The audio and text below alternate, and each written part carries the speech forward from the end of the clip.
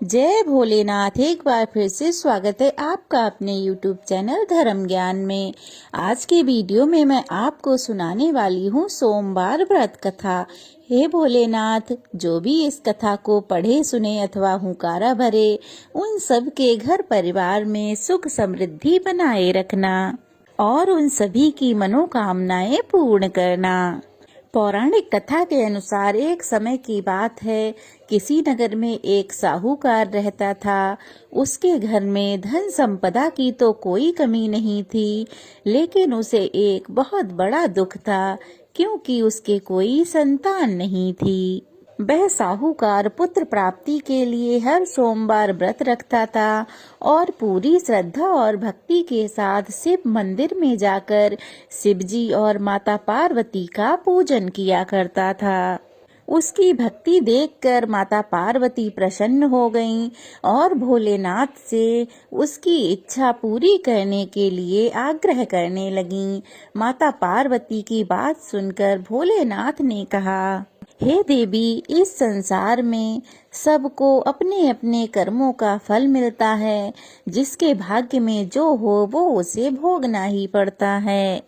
लेकिन पार्वती जी ने साहूकार की भक्ति का मान रखने के लिए उसकी मनोकामना पूर्ण करने की इच्छा प्रकट की। माता पार्वती के आग्रह पर भगवान शिव ने साहूकार को पुत्र प्राप्ति का आशीर्वाद तो दे दिया, लेकिन साथ में ये भी कह दिया कि उसके बालक की आयु केवल 12 वर्ष की ही होगी।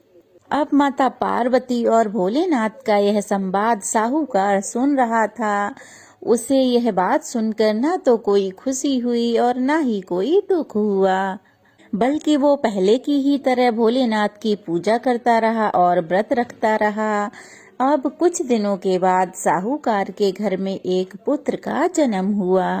अब जब वह बालक 11 वर्ष का हुआ तो साहूकार ने उसे काशी पढ़ने को भेजने का निश्चय कर उसके मामा को बुलाया और उसे बहुत सारा धन देकर कहा, तुम मेरे पुत्र के साथ काशी जाओ और रास्ते में यज्ञ कराते हुए जाना, जहाँ भी रुको वहाँ यज्ञ कराना और ब्राह्मणों को दक्षिणा देना और भोजन कराना।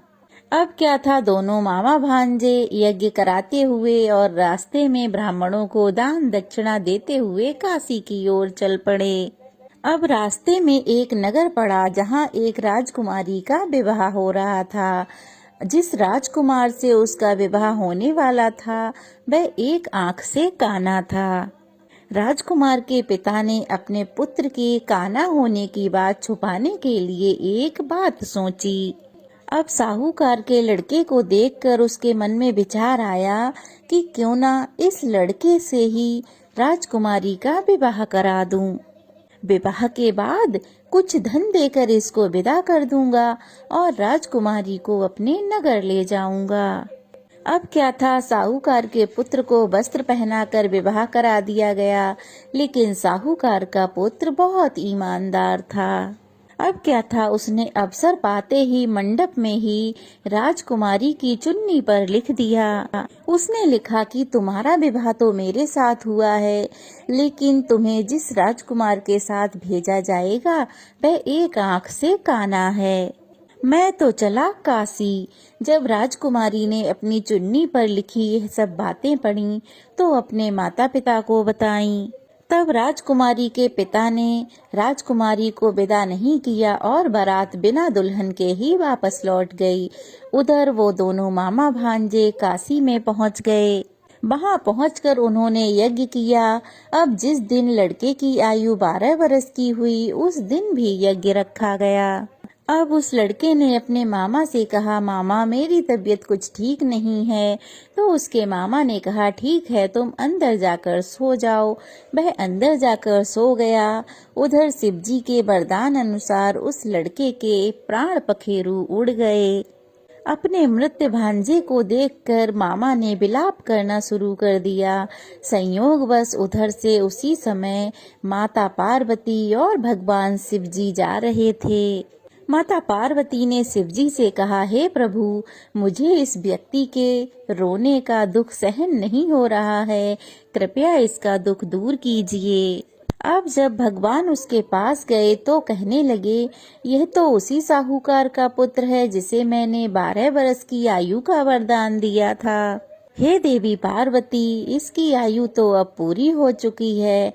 लेकिन ममता से विभोर होकर माता पार्वती कहने लगीं, हे भोलेनाथ, आप तो अपने भक्तों की सभी मनोकामनाएं पूर्ण करते हैं।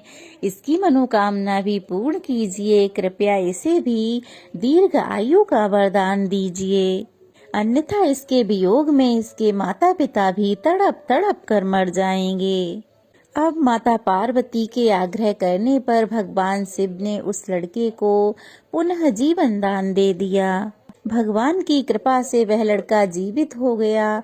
अब तो शिक्षा समाप्त कर वह अपने मामा के साथ पुनः अपने घर की ओर चल दिया। अब दोनों चलते हुए उसी नगर में जा पहुँचे जहाँ उसका विवाह हुआ था। उस नगर में पहुंचकर उन्होंने यज्ञ का आयोजन किया। यज्ञ में सभी लोग आए तो उस लड़के के ससुर ने उस लड़के को पहचान लिया और उसे महल में ले जाकर उसकी खूब खातिरदारी की और फिर खूब सारा धन देकर अपनी बेटी को राजकुमार के साथ विदा कर दिया। उधर साहूकार और उसकी पत्नी अपने बेटे की लौटने की प्रतीक्षा में भूखे प्यासे रहने लगे। उन्होंने प्रतिज्ञा ले रखी थी कि हमें जब हमारे बेटे की मृत्यु का समाचार मिलेगा तो हम भी भूखे प्यासे अपने प्राण त्याग देंगे। परंतु अपने बेटे के जीवित होने का समाचार पाकर वे दोनों बहुत प्रसन्न हुए। उधर भगवान शिव ने साहूकार के स्वप्न में आकर कहा, हे श्रेष्ठी, मैंने तेरे सोमवार के व्रत करने और व्रत कथा पढ़ने और सुनने से तेरे पुत्र को लंबी आयु प्रदान की है।